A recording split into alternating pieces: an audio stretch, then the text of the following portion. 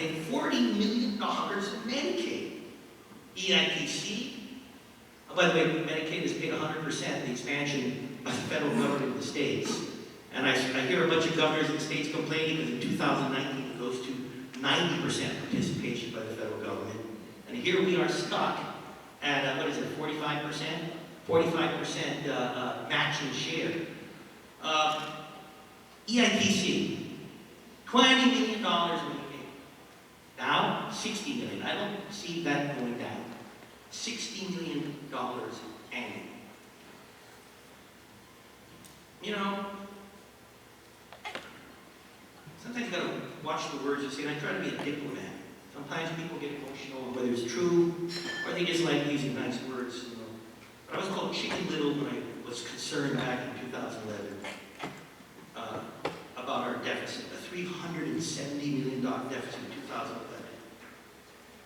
And mind you, a $370 million deficit at a time when our government was taking $600 million in revenues. $600 million in revenues. 370. 65% of the total revenues of the government of Guam was equal to the accumulated deficit of our government. And I was saying, hey, things are not good. It's called Chicken Little. Remember that, Speaker? Juxtapose it to today, and I want to thank you, the business community, for now nearly $900 million in revenues. Pastor, $880 million. And yes, we got that darn deficit, but I explained to you some of the issues and uncontrolled expenditures by the federal government. $880 million in revenues. Thank you, business community, because it's your vibrancy, and you are just what are the reason for these increased revenues in government, because of your hard work and effort in growing this economy. But we have now it's going to go from 119 to $110 million accumulated deficit. I don't like it again. I'll tell you, don't like it. You have to wipe it out. But if you look at $110 million, which is still too high, and juxtapose it on nearly $900 million in annual revenues, that amounts to about 12% this accumulated deficit. 12% of the annual revenues of the government won. Now someone is yelling Chicken Little at the sky's fall. My times have changed. The story has changed. We should all be proud. I want to thank you, Christine Boletto, and members of my fiscal team. I'm going to give you a hand. Christine, you're from the private sector. Why we hired you from the private sector? Really sucks. Thank you, Christine. We've come a long way, and we've come from a once dire financial situation to a relative fiscal success story. Until we write out that deficit, we aren't there. But relative success. Try as we may, this government has a habit of shooting itself in the foot. And I'm bringing this up because I need your help in this regard. We solved the financial crisis. Inertia and vigilance will take care of the rest. I've turned the administration's attention to economic development. But we keep facing these unnecessary distractions from our legislature, hell bent on turning back all our financial achievements. Nothing will break the bank more than the undisciplined increases to the pension fund. You all know this. You've seen the news throughout the nation. You know what is happening in Puerto Rico. They're going to fall off that cliff in a year and a half to 2 years. Yet the media has just glossed over the hundreds of millions added to the pension fund liability. And by the way, I want to correct the media. It's $1.4 billion is the unfunded liability of the retirement fund, and it is $1 billion in our total debt. If we were a $1.4 billion in the debt, then it would be breaking the law because of the ceiling we have. So I just want to make that correction because it keeps getting reported in the media. The numbers are the wrong way.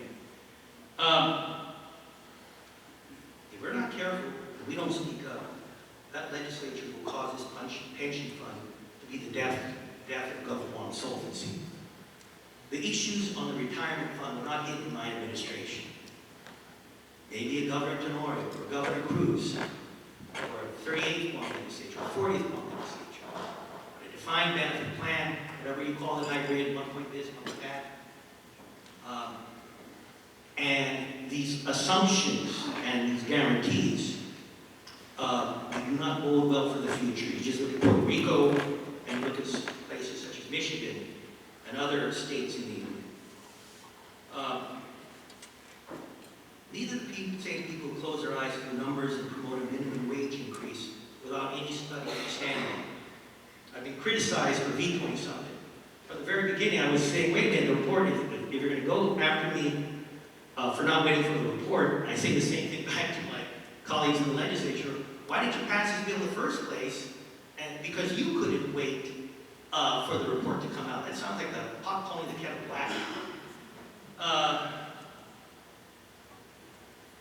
I'm for wage increases.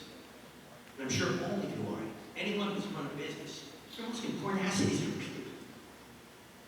Your people are your most important asset. So we all want wage increases, I'm sure. But no person in their right mind wants to do this if it means that you have to let go of staff or cut hours of production or benefits. To make matters worse, these are the same senators who want to chase the best and brightest managers out of my administration. Heck, can you believe they got that done? My police chief will be paid less than the deputy chief of the probation office and judiciary.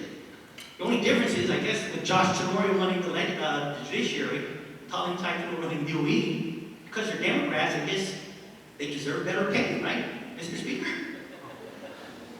I'm being honest because these are the facts. These are the facts. They're paid for what? For fixing the financial mess that's been, like I said, created by some of my colleagues in the legislature. For fighting back on the excesses that endanger true fiscal responsibility. I'm not running anymore. I'm tired of political theater and fairy tales that the Democrats have been telling about our finances. We figured that out despite them. It's time for this entire community to get with the program and turn our attention to economic and social development. I think we've proven our ability to maintain solid financial footing through financial management of our resources. More importantly, we continue to invest in our people and our island. For the first time, a homeowners assistance program out of Guam Housing is assisted approximately 400 Romanian families to build or buy their first home. That generated about $70 million in mortgage loans. We have about 2,000 affordable homes that have been built since the beginning of our administration.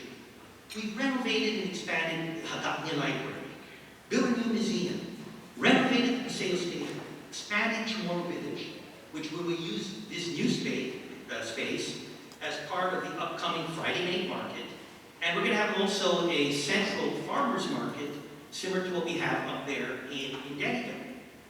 In addition, we've hosted the 12th Festival Pacific of the Arts, the World Health Organization Summit, and the PATHA Annual Summit. Some good stuff that is coming up in construction CIP projects. We're also anticipating the Guam International Airport Authority's $96 million investment in the third floor project. That project would at once modernize the airport's aesthetics, but also address some of the issues that were brought up by the federal government in regards to the mingling of transit passengers and those who are staying in Guam. Right next to the airport is a Tejan Parkway, and we've identified $1.5 million of seed money to complete the land acquisition phase at Tejan. Now, and I want to thank Esther Kayana and the Interior Department. We got that money from them. It's sitting in the bank. Once we've acquired the land, that will now move forward to the final phase of the parkway. That's, again, full federal funding through highways for $30 million for the Tejan Parkway. And that will be connecting, again, the up area around the airport all the way down to Home Depot area. Now, a subject for many of you, and I know it's something important because it is the next major crisis. By the way, they put this here, so please laugh. H2B or not to H2B? I had to say it over there. I used to make that feature. I joke about it, but it is a serious matter. The recent development hindering economic development, in which my administration continues to discuss with federal officials. My team is following the proceedings on the H-2B visa case that is playing out in our federal court. And my goal is to work parallel with the Guam Contractors Association, but focus the issue on a different angle. When I got to Washington, D.C., the day before the inaugural, I met with the Chief of Naval Operations, Admiral John Richardson, and I shared our concern about the rate of denials for H-2B visas as it pertains to national security and our economy. I told him about that critical mass point that's coming up real soon. There is some good news there. Bob Work, many of you know Bob Work was a fellow that's Undersecretary of Navy in the Obama administration. He signed a programmatic agreement with us, with myself, when this program, when the buildup was started. I just got wind from the Trump team that he's now, by the way, he's now Deputy Secretary of Defense.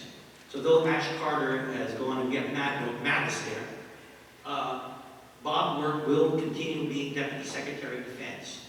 So there is this continuation of institutional knowledge. And for some of the folks that complain about the military, one thing I've noticed, they've been the biggest backer for us not on the H-2 issue, but remember even the China visa waiver? It was the military folks at Bob Work that were saying, hey, we have no problem with China visa waiver. So military, you know, we have some complaints with them, but man, they've been our partners in some of these critical issues. And so with Bob Work there, I feel very good about